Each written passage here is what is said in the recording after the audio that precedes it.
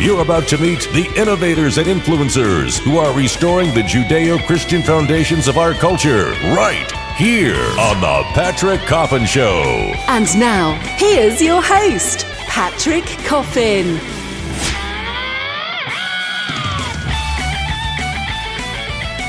Welcome to the show. I am Patrick Coffin. So glad you're here. I'm also very happy to introduce Mike Miley to you and talk about being a rebel in an environment that is branded as rebellious. Our guest is Mike Miley. He was voted the greatest modern rock/indie drummer in the world in 2012 by the readers of musicradar.com. He's the drummer of the A-list American band Rival Sons, which hails from Long Beach. Their website is rivalsons.com. Currently opening for Ozzy Osborne and Black Sabbath. Rival Sons have also opened for acts like Alice Cooper, Deep Purple, AC/DC, Kid Rock. They've appeared on the David Letterman Show and Jimmy Kimmel Live. And with their fifth album, Hollow Bones, now out, and their reputation for electrifying live performances, Rival Sons is the name to remember. They're certainly coming into their own. And Miley himself, Miley as he's known, is a bit of a rock god, to be honest. He adorns the covers of major drummer trade magazines. He does drumming tutorials. Jason Bonham is a fan of Mike Miley's. Jason, of course, is the son of the late John Bonham, the legendary rock drummer of Led Zeppelin. And I'm so happy he's joined us from his remote location somewhere in Eastern Europe. Mike Miley, so great to connect with you, brother. Thanks for joining me. Thank you for having me. All this time, I've been waiting for you to do this show. You have been touring all over planet Earth. I'm delighted to know that you've reached Alpha Centauri and its outer environs. So I hope the connection holds fast. Yeah.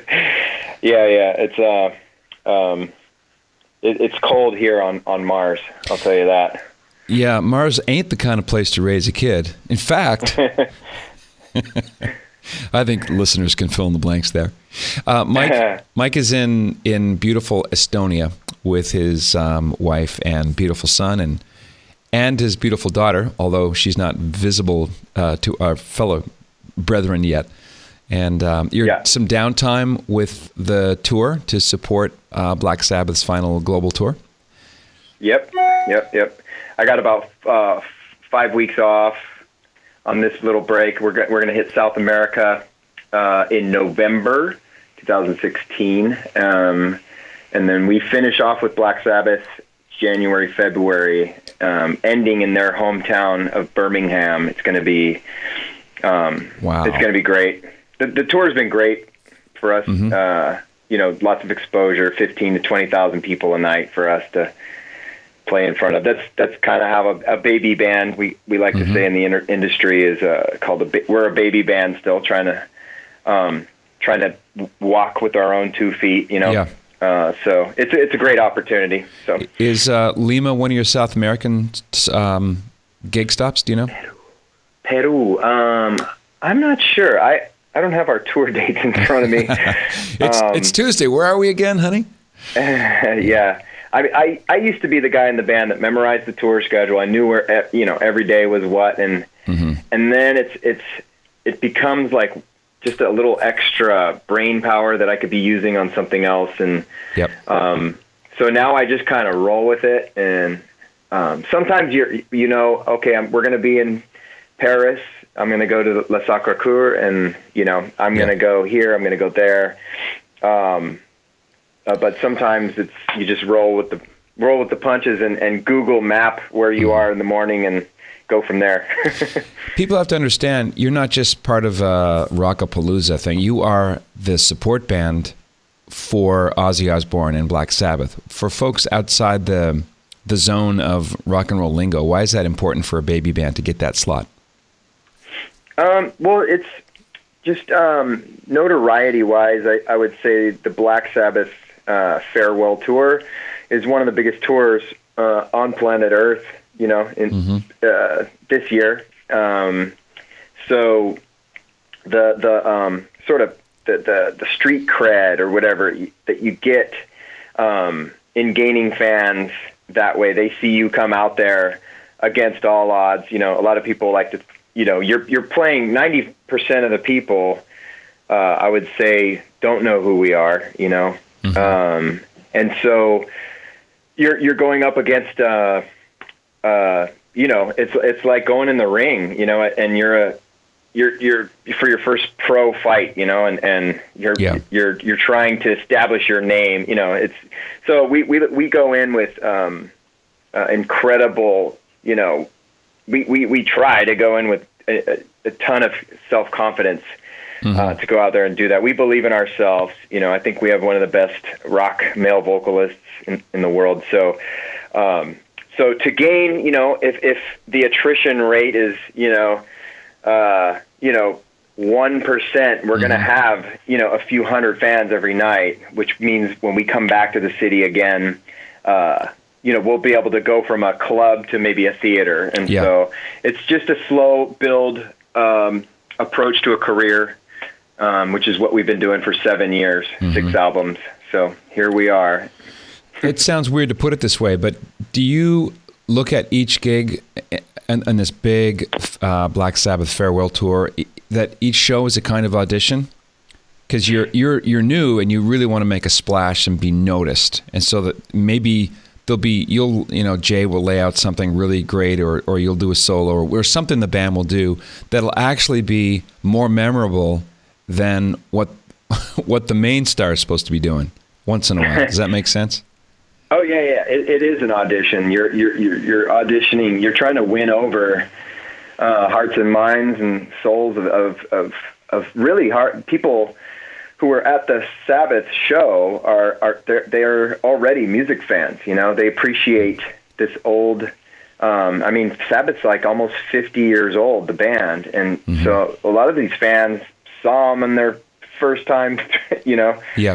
So these people are music lovers, and so of course we want to make a splash for music lovers, because we fancy ourselves musicians. We're not just playing a cookie cut song that we did with 15 producers and 14 writers. You know, this is organic. From the soil. It's from we cultivated the soil with our producer Dave Cobb, and so it's an audition. And your sound is very spare, primitive in the positive sense. It's not overproduced. It doesn't sound like a David Foster or like one of the McMansion style raps that really.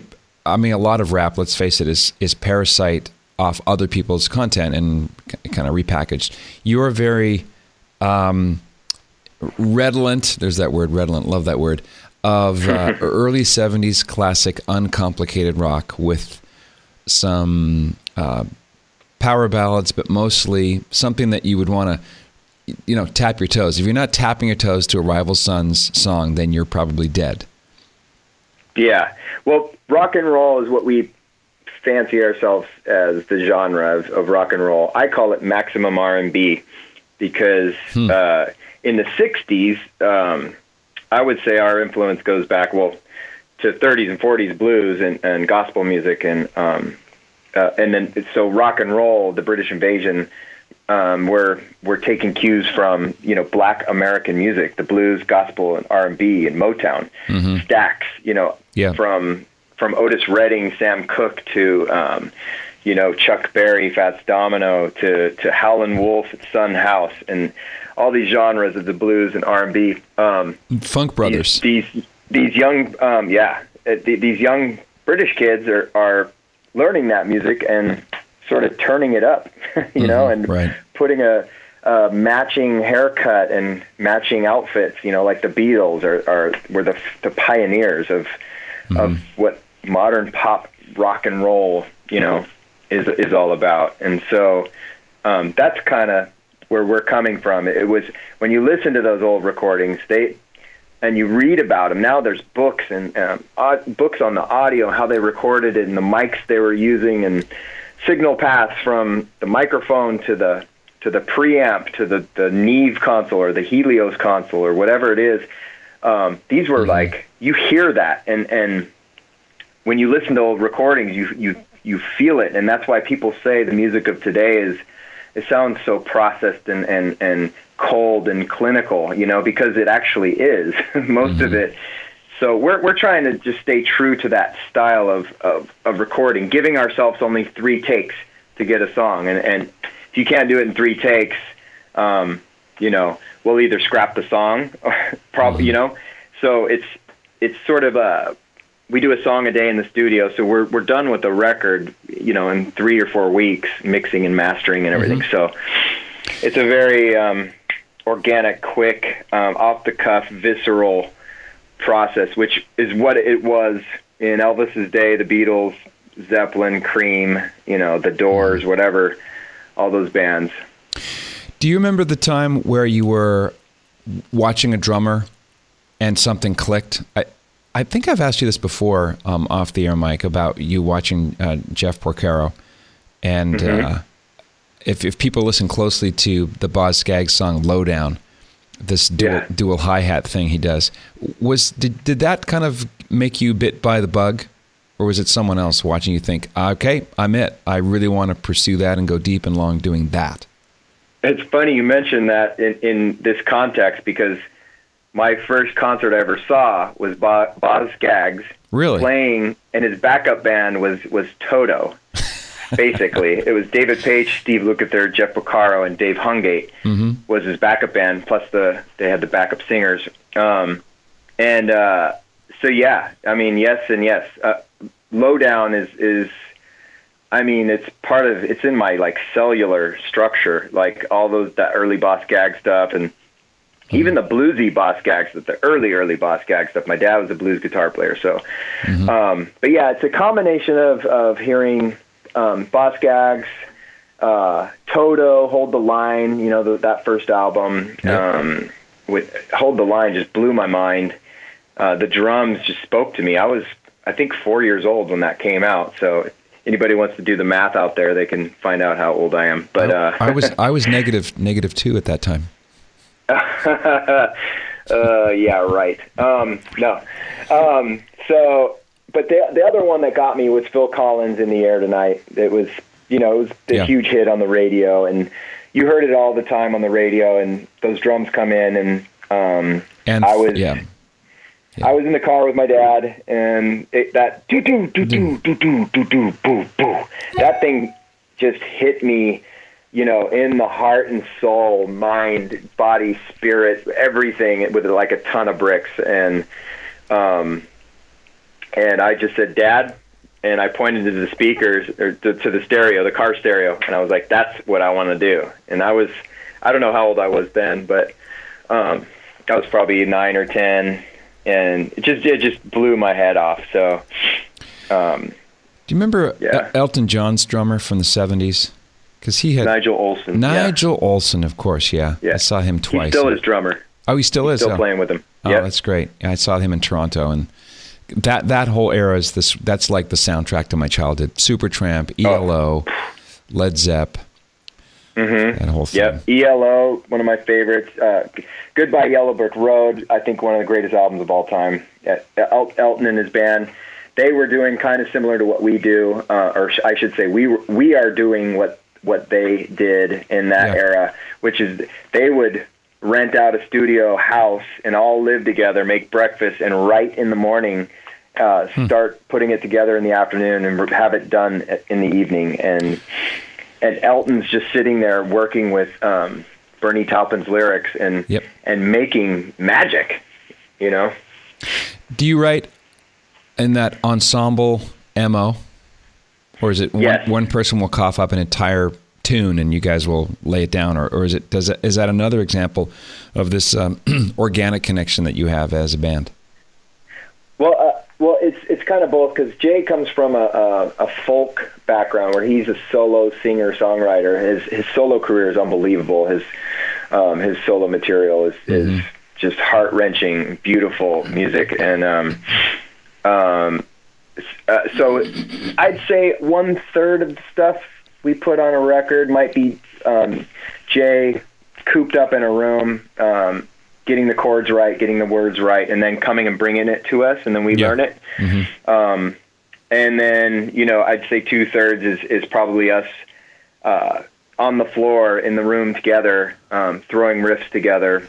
And sometimes let's say Bestie's on the phone outside or something. Jay will pick up the bass, come up with a little bass riff, and then we jam, and Jay's on bass, and then Bestie will come in and play something completely different, and now we have like this song that was spawned off a bass line, and so it happens organically. Every day's different, some days I need more coffee, and some days I need less coffee, and so and we don't play to click tracks and all that. We just play. We play together, and we record it. And I'm really fortunate as a drummer. Every drummer loves. Every drummer and music fan is aware of how great John Bonham was, and Ginger Baker, Ringo Starr, Mitch Mitchell with Hendrix, Keith Moon with The Who. These guys had free reign to just be themselves and add to the music with like jazz influence and funk R&B influence, and playing big drums turned up. When you listen to Zeppelin, Bonham's drums just they punch you in the stomach, and it feels good. So I get to do that. A lot of gigs I did before Rival Sons are you're just a hired gun, and you have to tune your drums the way the record sounds, and the record is a total that you're learning and playing somebody else's beats, and it's really not organic, and it's a great way to make money. I made a living for a lot of years being a sideman, but being in a band it's a blessing. I'm completely blessed, and I wake up and on my knees every day and thank God above for the opportunity I get. I want to turn to the spiritual side for a sec, but I want to get there through the door of fame as false God. When you're I was trying to lead this. I was leading you right there, man. You had the opportunity. It was a Nerf. You tossed me a Nerf ball, not a Nerf ball. I tell you, just the way we rehearsed, right? Not. Yeah. Why do so many? I don't know. This might be anecdotal and probably not scientific. Rock and roll drummers seem more likely to have their lives crash and burn, go in rehab, or die of drug addiction or suicide. And to outsiders, you have it all, right? You have screaming fans night after night. You're at the top of your game.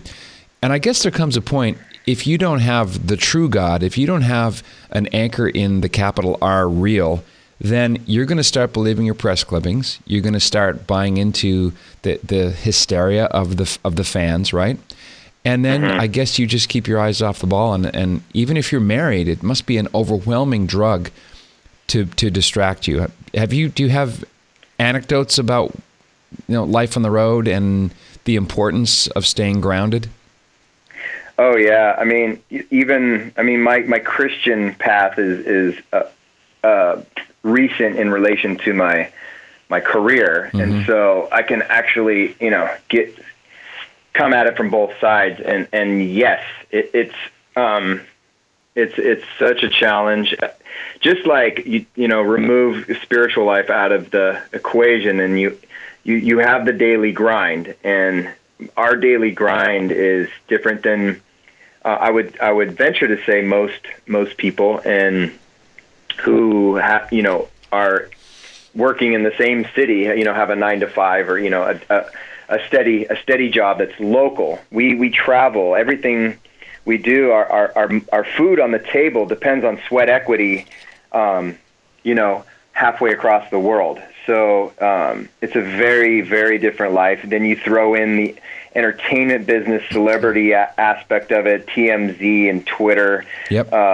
These things come into play, and Rival Sons isn't like I was saying earlier. We're a baby band, so we're not like in the Kardashian part of the news, and Kanye and Taylor Swift and Miley Cyrus level of exposure. I do note though that an above average photos of your butt have made it onto the internet. Just you mentioned Kardashian, but I digress.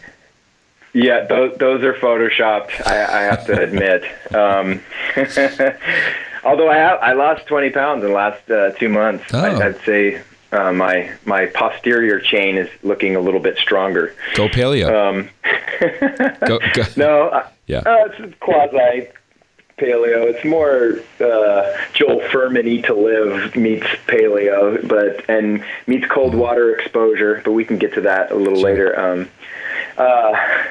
So yeah, you have this daily grind, and I for many years I did it on my own, and with meaning my own spiritual path. Like my roots are in Buddhism and Hinduism, and where you're trying to nurture yourself, and you're going inward, and everything is about a daily practice, meditation, clearing your mind, and all these things are great, but it's self-serving, not in like a selfish sense, but it is a selfish thing. It's all about yourself, and your enlightenment is like this self thing that's which is getting rid of self, and it's like it's circular in that I just felt like I never got anywhere, and everything was on my own effort, and all my happiness was relied on the fact that I was regular in this practice, and sort of like the way we look as Christians look at like legalism, but it's like this legalism that's all on you, and I pretty much like broke down on this style of spirituality, this genre, this taste of spirituality, Was just riffing off that, was your paradigm shift, for lack of a better phrase, connected to the notion of you were pursuing the truth, you were pursuing the ultimate reality, and it was your journey, and the destination may or may not come.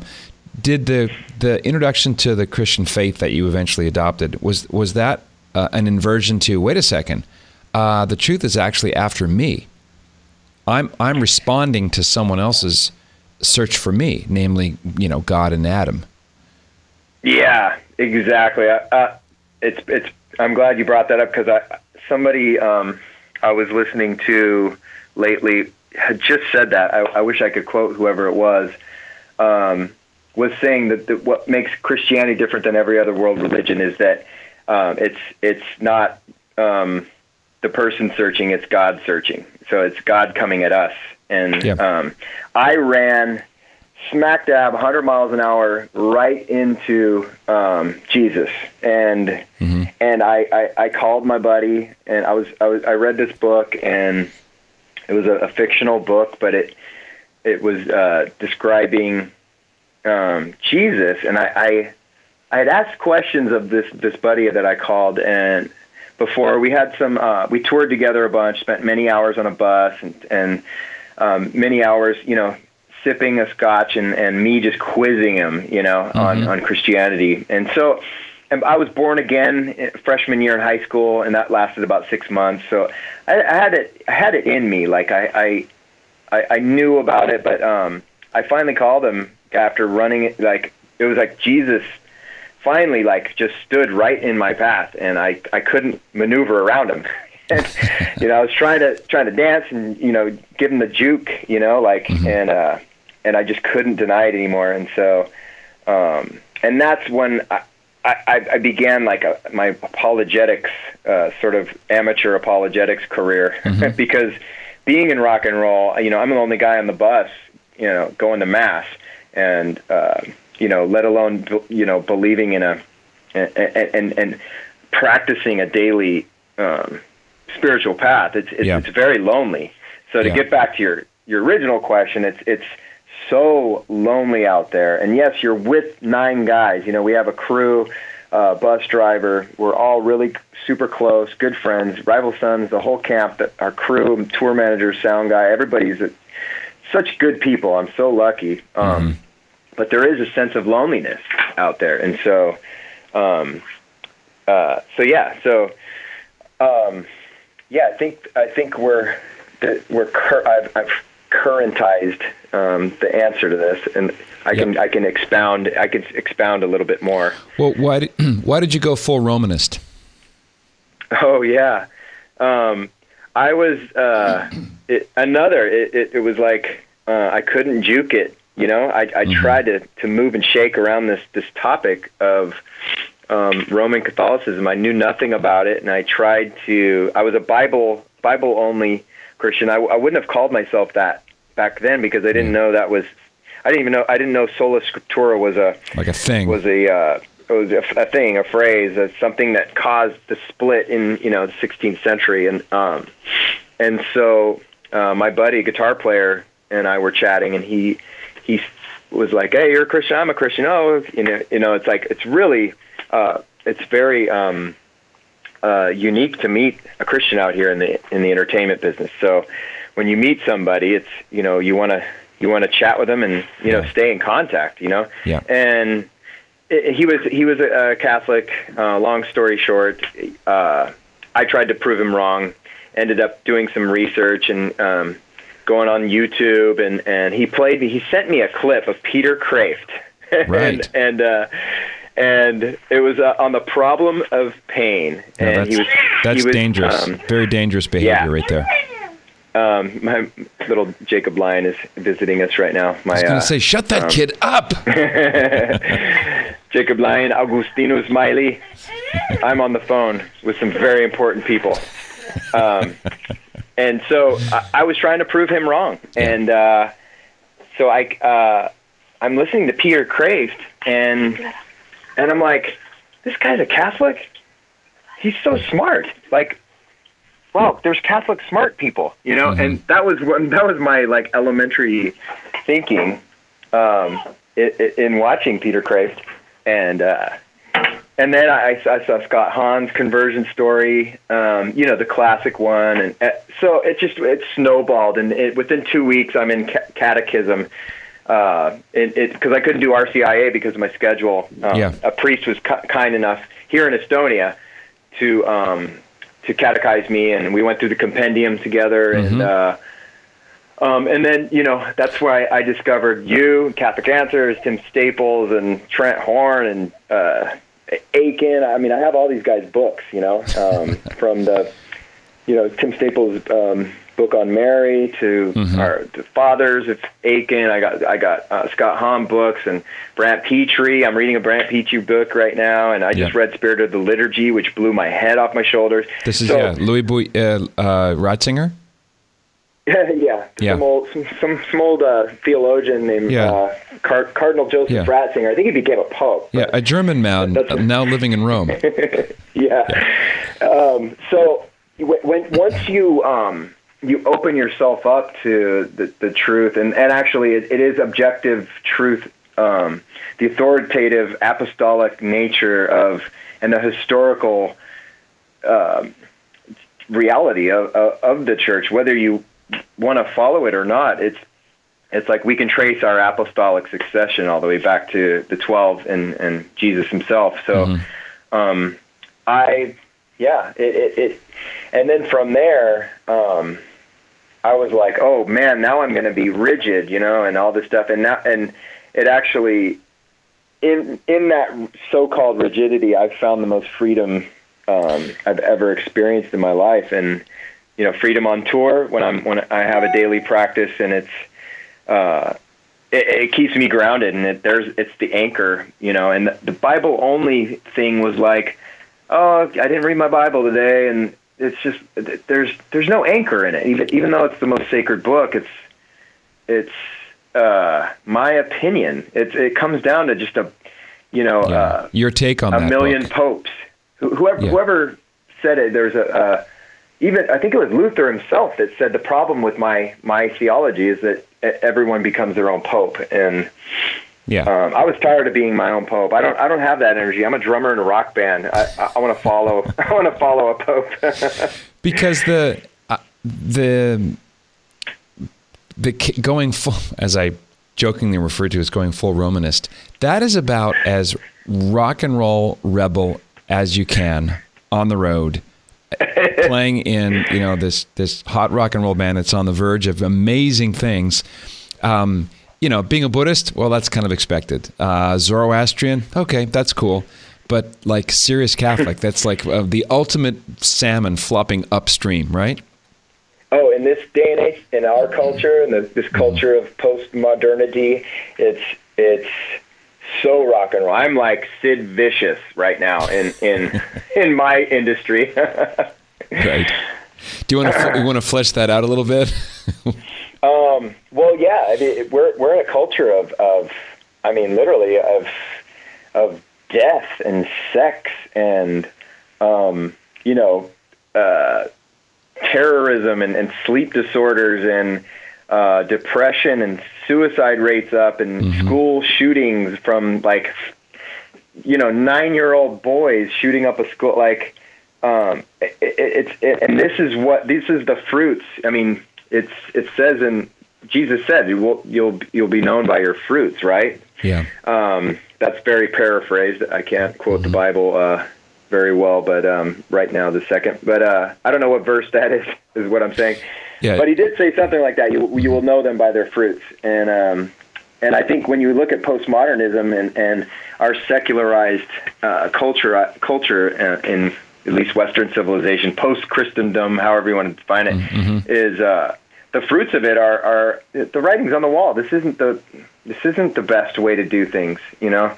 And sometimes I even sort of I wouldn't call it evangelizing. It's because I'm basically talking to people who don't even believe in truth or objective truth or objective reality. So to talk to people and get on a level with them, you have to talk about like get their philosophy at least back down into reality, you know. And like theology and sanity, he says something like, if you look at a picture hanging on a wall and deny that it's hanging on a peg, you know, holding the picture up, you know, you're literally looking at the world within through insanity, you know. So great book. So to have a sane, Frank Sheed, just for folks who don't know, Frank Sheed, one of the great lay apologist writers ever in English, wrote a book called Theology and Sanity. It's magnificent. There's a great definition of a classic, Mike. Every time you read it, it seems to get better. Oh, yeah. I've actually,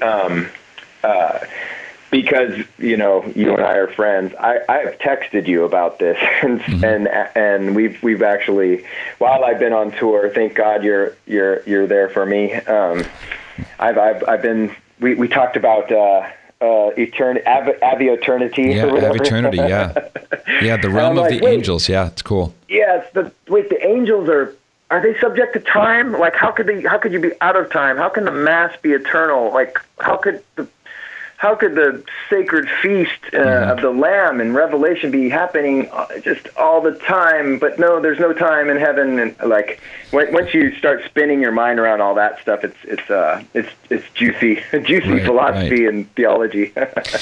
What about people who say, look, this is all nice on paper and these are lovely ideals, and I'm glad you're a good Catholic boy, but rock and roll is part of the problem, that the music itself is jet fuel on the culture of death. You say what to that? Yeah, it's a valid point somebody could make, but I think people were making that in the '60s with the advent of the culture of death, you know, sexual revolution and stuff, and you know, Cream and the Who and Grateful Dead and, you know, the San Francisco scene and the hippie culture, you know, that was the soundtrack to the hippie culture. But when you actually dive into it, you start seeing that this is promulgated by the Simone de Beauvoir, whatever her name was, you know, the feminist philosopher, the friend of Jean-Paul Sartre. Yeah. Like that's the Hume and Descartes and Bacon and the philosophers are to blame more than like rock and roll. I think rock and roll is a real surfacey, exoteric scapegoat. I think I have the ability to reach millions of people more so than, not in a bragging way, more so than like a priest in a parish, like, you know what I'm saying? I do, yeah. It's definitely both end. You can't do what he does, and he can't do what you do, which is what Mother Teresa said to Bob Geldof during the first Live Aid, right? You keep doing that, and I'll keep doing this. And we're both rowing hard in the same direction in some ways. Yeah. I just think if I can stay the course and run the race with perseverance, that's Hebrews 12. I'll quote Hebrews that 12, right now. baby. Yep. That's again a sports reference. I say that Paul was the writer of Hebrews, but I'll go on record as just saying that's my opinion. But I'm always a fan of Paul's sports references because I love sports. Yeah, but running the race with endurance, and maybe there's one fan, somebody that sees Rival Sons, and they'll like me, like I search the internet and read books on all my favorite bands growing up and stuff, and you find out, hey, that drummer was a Catholic. That's weird. He's so wild and crazy up there, and he makes weird, stupid faces, and he's a clown, and yet he's. And that maybe I might impact somebody. I wear a cross every night, and it's the cross is my anchor, and so. Yeah. But it is silver, and it shines in the light, and somebody might see it, and then it might sort of like in the footsteps of the great Steve Ray, it might spark a conversation. Well, yeah, and it might spark a debate or an argument, or And because you don't wear it ironically, it's not a piece of rock and roll. It's not an accessory for the gig. It's who you are, along with your magnificent Our Lady of Guadalupe tat, which is not the world's smallest in the world. That's got to be a conversation starter as well. Yeah. Oh yeah. Most people just think it's like before I studied the tilma, before I was even Catholic, I was in love with the tilma. I had this tattooed on me before I was Catholic. I loved this image. It spoke to me, and then I learned the miracles associated with it. And I mean, you can't deny that. We've had scientists and empirical evidence that they can't figure out what the heck how this was. This was. I don't want to say painted on this piece of what is it? Cactus sack. Yeah, it's I forget the name of it in the Mayan language, but yeah, it's like thick, heavy gauge cactus. And by the way, for folks who are now lost, we're talking about the tilma image on the Our Lady of Guadalupe tilma, which was part of the poncho outer garments worn by San Juan Diego. So if you go to Mexico City, go to the cathedral there, you can see it with your own eyes. I don't know if you have, Michael, if you've seen the tilma. But okay. We are playing Mexico City with Black Sabbath in November, and I have 4 days off in Mexico City. And right. Well, maybe Ozzy can. It'd be fun if Ozzy could be persuaded to go and just have a gander. I would love to see Ozzy approach the tilma on his knees. That would be the most beautiful sight, the most influential sight. To kind of go back to your question about is being in a rock band, sort of the soundtrack of this culture of death. Like, if the world saw Ozzy Osborne approach the tilma on his knees, imagine how impactful that would be. Even with all his, they're all rumors, the stuff, about like biting the heads off bats and, all this stuff. And Black Sabbath were raised Anglican. They're raised in conservative families, like most UK people in the 50s, post World War II. That's right. Geezer Butler has giant crosses on every bass amp. He has 8 bass cabinets up there, like full. He has 4 full stacks, and Tony Iommi has 4 full stacks, and the grill plate of his amplifiers or his speaker cabinets, he has crosses. He wears a huge cross. Ozzy yells, "God bless you all," every night. Right. They're singing about spiritual warfare. So I think they are doing good in the world. They're putting good out there rather than like Satan worshiping or whatever Right. rumors people think that Sure. they're about. And Well, it's and as well, Rival Sons, we sing about love and treating people well and the struggle and the blues. The blues is like gospel music. It's a call out. It's a cry out. Yeah. To heaven. So That's to exactly speak. what I was going to ask you, that cry out. There's a kind of, if you listen to bands like Yes and in a different way, Led Zeppelin, kind of classic 60s, 70s band, there's this sort of, in the lyrics and the way the songs are written, there's a kind of a reaching out. I guess cry of the heart's one way to put it. It's not on the nose evangelization, but it does express this kind of yearning for order and for resolution. And even if the subject matter is painful, there's a catharsis to it, which can be a starting point for a conversation about faith. But I could talk your ears straight off your head, Michael. Well, I know. Well, on that note, I was just reading Spirit of the Liturgy, and this idea of the song, the idea of a song and the Psalms themselves are people is supposedly David, kicking and scratching and caressing and loving and you know what I mean? Like Dave, it was all about the release, being naked with your emotions, and David gave, or the Psalms give us that, and they give us that license to be human, to be in our corporal, nature. We are in these bodies. We're stuck in these bodies, and there's original sin. It's tough. We have the sweat of our brow is putting food on our table, and all these things. God understands, and I think by becoming the incarnation, by becoming a man, it's so insanely intense and beautiful and gnarly to think that if there is a God, He became one of us, and so that He can have not only sympathy but empathy, and that's the whole beauty of it that blows my mind and blows it every. I've got 10,000 more questions about anecdotes, but I'll save them. Congratulations on the new album, Hollow Bones, and I'm very proud of you. I bitterly regret missing your Hollywood Bowl gig. That must have been another pinch me moment for a band from Long Beach to open for Black Sabbath at the Hollywood Bowl. It just you must have been just walking on a surreal cloud, right? Yeah.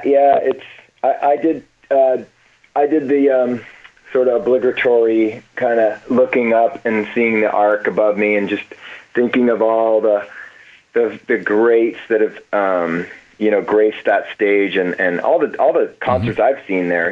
I lived in Hollywood for 11 years, and I saw the LA Philharmonic play there, Herbie Hancock, Radiohead, Roger Waters. I've seen Fish.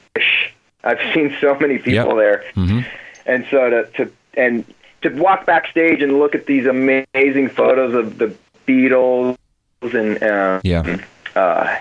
hippies swimming in they used to have the water like a moat in front of the stage, and it's so nostalgic and it's a feather in the cap, but it's just another gig. It's another gig, and I try to be reasonable and down to earth, and this too shall pass. It did pass. I am in Estonia now, and wearing a scarf in the house and looking at a insane pink and light blue sunset out the window, but it's probably 40 degrees, and there's a north wind, which means everything is the wind is super biting, bone-chilling cold, and you're actually making me homesick. I know, and the leaves are coming off the trees. Everything's orange and red and purple. It's so gnarly. I love it. Being from California, we don't really have much season changes. So I grew up in California, so didn't see much of that. Yeah, I miss it from my Nova Scotia upbringing. Mike Miley, you are indeed a rock god, sir. Small G. I always love connecting with you, and just continue on the tsunami of glory and success. The new album's called Hollow Bones. Rivalsons.com is the website. Check out their calendar and catch their live show. You'll love it. You'll die and go to rock and roll heaven, or maybe rock and roll the highest rung of purgatory. I don't know how that works. Yeah. Yep. Yeah, it'll be an eternity. Thank you so much. Okay, Mike. God bless you, brother. All right, man. Talk soon. Thank you for having me, and thanks to everybody who's listened this far. You are a saint. What else is there? All right. Gotcha. Brilliant, I tell you. This is the Patrick Coffin Show.